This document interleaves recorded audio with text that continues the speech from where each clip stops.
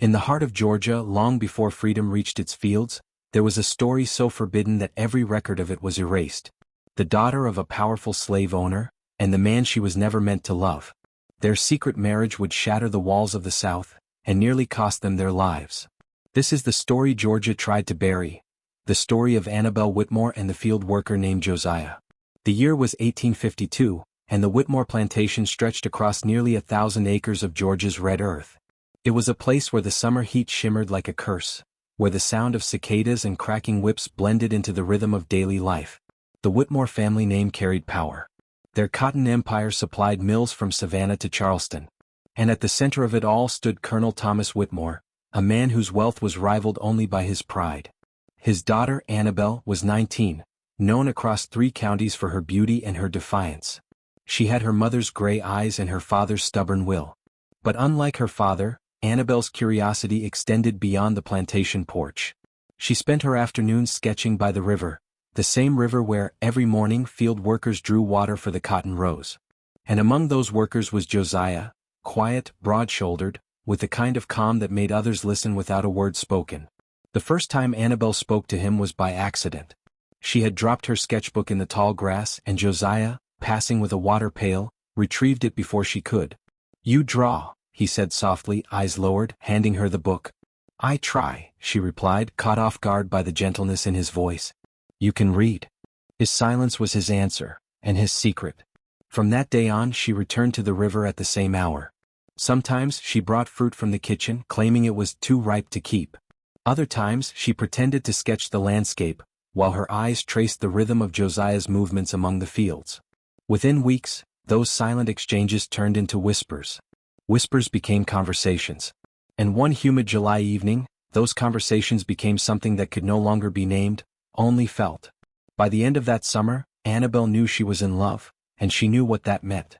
In Georgia in 1852, the very idea of a relationship between a white woman and an enslaved man was unthinkable, punishable by death for him and ruin for her. But secrecy was the only freedom they had.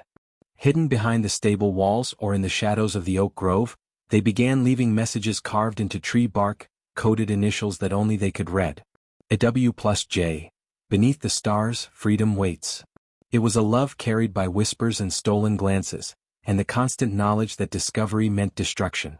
Colonel Whitmore had already chosen a husband for his daughter, Andrew Prescott, son of a neighboring landowner. A proper match that would merge fortunes and keep the Whitmore legacy alive.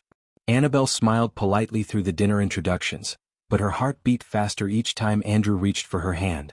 Because each touch reminded her of what she was betraying, and who she truly belonged to. That night, she slipped out to the slave quarters, her breath trembling in the dark. Josiah was there, waiting. "He's chosen someone for me," she whispered. Josiah's jaw tightened. "Then we'll choose for ourselves." In that moment, 2 lives, divided by law and blood, made a decision that would rewrite both their fates. In a hidden clearing beyond the cotton fields, beneath the hollow of an old oak tree, Annabelle and Josiah exchanged vows. No preacher, no witnesses, only the wind, the moon, and a single silver locket that once belonged to her mother. "If they find out," Annabelle whispered. "Then let them find 2 people who chose love over fear," Josiah replied. That night, under the weight of impossible silence, they sealed their forbidden marriage, a union that no law would recognize but every soul would remember. Weeks passed. The plantation carried on, cotton bales, shipments, social visits. But change came in the form of a single letter. A neighboring overseer had reported rumors of improper closeness between Miss Annabelle and a field hand. Colonel Whitmore's reaction was swift and merciless. He called for a new overseer to watch every movement, ordered the slave quarters locked at night, and forbade Annabelle from leaving the main house unaccompanied. But secrets once born don't die easily. Annabelle found a way, through her maid, Clara, who risked her life to deliver folded notes hidden in laundry baskets. Each note carried only a few words, but each was a heartbeat. "Still yours. Soon. Under the oak." By November, whispers had turned into suspicions. Andrew Prescott, the man Annabelle was meant to marry, had grown jealous of her quiet defiance. He followed her one evening just as she slipped from the house toward the grove. What he saw there, 2 silhouettes in the moonlight, shattered every rule his world depended on. He didn't confront them that night. Instead, he rode straight to Colonel Whitmore's study, trembling with rage, demanding to speak. And by dawn the plantation was no longer quiet. At sunrise the Whitmore plantation was wrapped in mist. But inside the main house the storm had already broken. Colonel Whitmore sat at the head of the dining table, a folded handkerchief clenched in his fist. Across from him stood Annabelle, pale, trembling yet unyielding. On the table lay a small silver locket, the same one she had given Josiah beneath the oak. Whitmore, where did this come from? Annabelle, from me. Whitmore, do not lie to me, girl. Annabelle, I'm not. He's my husband. The silence that followed was colder than steel. For the first time in his life the colonel's pride cracked. His daughter, the image of Southern virtue, had crossed the one line that upheld his world. He struck the table so hard the china shattered. Within the hour Josiah was seized by the overseer and dragged to the stables, wrists bound, shoulders bleeding from the rope. The stables were damp and reeking of hay and sweat. Josiah knelt on the dirt floor while the overseer waited for orders. Whitmore, I want him whipped, then sold by morning. He'll rot in Mississippi before I ever hear his name again. But Annabelle heard. She had been locked in her room upstairs, yet the sound of the whip carried through the walls like thunder. Each lash was a sentence she couldn't bear to finish. That night Clara, her maid, slipped through the door with a key she'd stolen from the butler's ring. Clara, Miss Annabelle, if they see you? Annabelle, then we die together. They crept to the stables in the blackness before dawn. Josiah's back was raw, his breath shallow. When she touched his shoulder he flinched, until her voice broke the silence. It's me. It's time to go. Freedom in the deep South required more than courage, it required illusion. Annabelle disguised Josiah in her late brother's clothes and wrapped her own hair beneath a field hand's kerchief. Clara gave them a bundle of bread and a map drawn on linen with candle soot. They slipped past the sleeping quarters, through the orchard, and into the tree line behind the cotton fields. Beyond that lay 30 miles of swamp and darkness before the first safe house on the Underground Railroad. Every rustle of grass sounded like a rifle cocking. Every snapping twig felt like a heartbeat too loud. For 3 nights they walked, guided by the North Star and faith. On the 4th, rain drowned the roads and Josiah could no longer hide the wounds on his back. They took shelter inside an abandoned church outside Milledgeville, its windows shattered, its altar buried under dust. There, by the flicker of a single lantern, Annabelle pressed strips of linen to his wounds. He looked at her with the disbelief of a man who'd never been tended to except by pain. Josiah, why do you do this? Annabelle, because no one else ever will. Meanwhile, Colonel Whitmore's men had found their trail. A wagon track near the orchard. Boot prints too small for a man. A blood-stained cloth near the riverbank. By the second day wanted notices spread across 3 counties. Runaway slave, male about 30, traveling with white female accomplice. Reward $500. Whitmore rode himself, his fury hollowing him out. Each mile north felt like a stain spreading through his veins, the proof that his name no longer commanded fear, only ridicule. At dusk on the 5th day his men reached the old church. They found ashes from a fire still warm, and the imprint of 2 bodies in the dust. But the fugitives were gone. The couple reached the Oconee River just before dawn. A ferryman, an elderly freedman named Elijah, recognized their desperation. Elijah, you ain't the first who came this way chasing light. Annabelle, will you help us cross? Elijah, if you can keep your faith steady as this water. He rowed them across under a sky turning gray. Halfway through they heard hooves echoing on the far bank, Whitmore's men closing in. Elijah, hold your breath and your hope. Shots cracked through the fog. A bullet split the water beside them. Elijah's arm jolted, but he rowed harder, teeth clenched. When they reached the far shore, Josiah lifted Annabelle out of the boat and ran until the river's sound was only memory. They found refuge on a small farm run by a Quaker couple, the Daltons, who risked everything to shelter fugitives. In the barn's loft, Annabelle and Josiah spent their first night free but not safe. Annabelle wrote a letter by candlelight. Father, by the time you read this, we will be beyond your reach. I do not ask for forgiveness, only that you tell no one where we've gone. I love a man you would call your property, but he is the only person who ever treated me as human. If that is sin, then may God judge me kindly. She sealed it with the locket's chain and left it with the Daltons, who promised to deliver it to the next conductor heading south. Weeks turned into months. Through safe houses and coded songs, they traveled northward, Macon to Augusta, Augusta to Columbia, then onward to Raleigh and the Potomac. Every mile was a victory carved from terror. They adopted new names, Jonathan and Anna Reed. In 1854 they crossed into Pennsylvania, where for the first time no one demanded papers or permission. Yet freedom carried its own silence. Annabelle could no longer write to home. Josiah could no longer look south without remembering chains.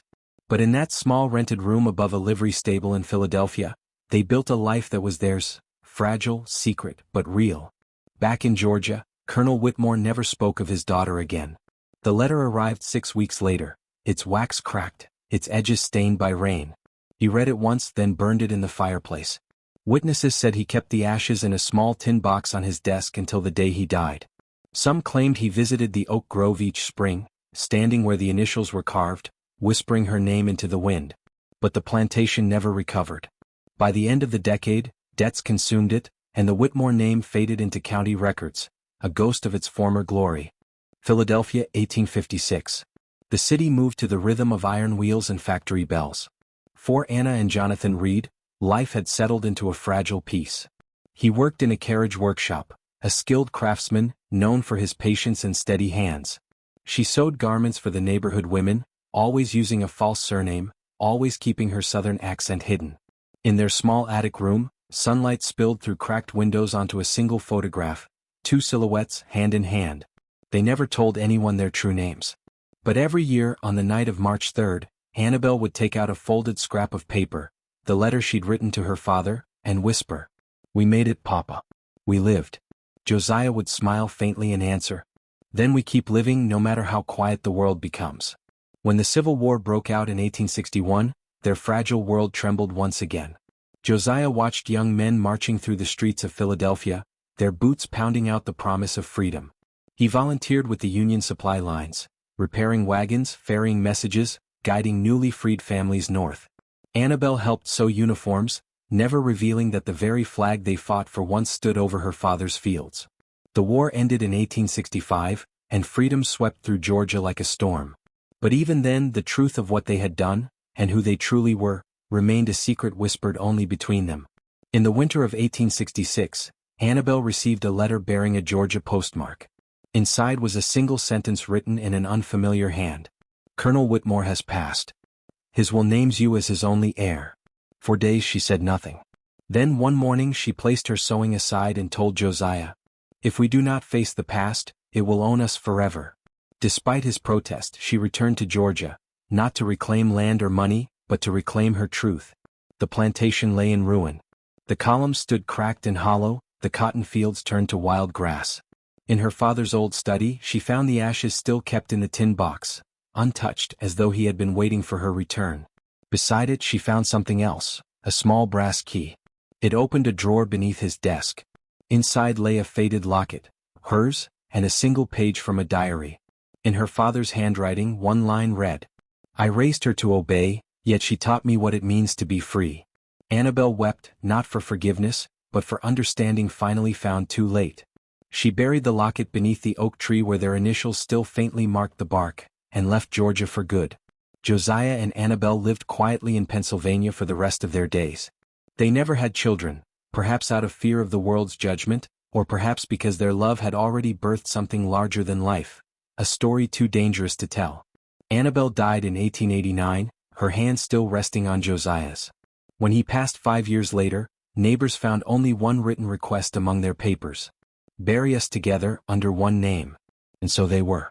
A single stone in a quiet cemetery outside Philadelphia bears the inscription, "Jonathan and Anna Reed, love is the truest freedom." No mention of Georgia. No mention of Whitmore. Only truth carved in silence. Nearly a century later, in 1959, a historian named Eleanor Briggs was researching the Underground Railroad when she stumbled upon a forgotten journal in an antique desk sold from a Quaker estate. The name inside, Annabelle Whitmore. The pages told everything: the secret marriage, the escape, the letter, the oak tree. Eleanor traced the trail south, to the overgrown remains of the Whitmore plantation. There, beneath the oak, she unearthed the small silver locket, tarnished but intact. Inside was a lock of hair and the engraving, a W+J. Beneath the stars, freedom waits. The story that Georgia buried for more than 100 years had returned to the light. In a world built on ownership and fear, two people chose something greater: love. A love that defied law, race, and death itself. They left behind no monuments, no heirs, no portraits. Only a question that still echoes through time. What would you risk for the right to choose your own heart? The Whitmore plantation is gone now, replaced by farmland and quiet roads. The oak tree still stands, its bark aged and scarred. If you look closely, the letters are still there, faint but real. W+J. The wind still moves through those branches, carrying the same whisper it once carried through the fields. Love is the truest freedom. This was the slave owner's daughter who secretly married a field worker, the story Georgia buried. If this story moved you, share it, because stories like these remind us that even in history's darkest corners, courage still found a voice.